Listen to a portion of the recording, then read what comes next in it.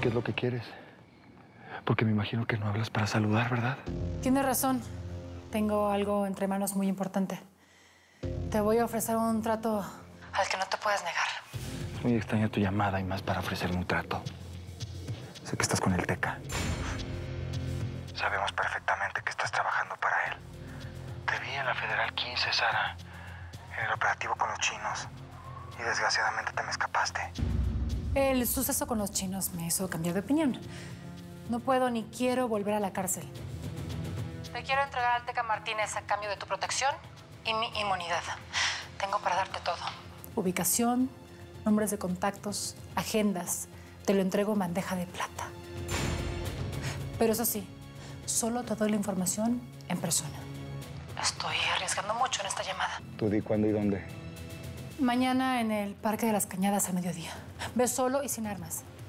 Yo haré lo mismo. Perfecto.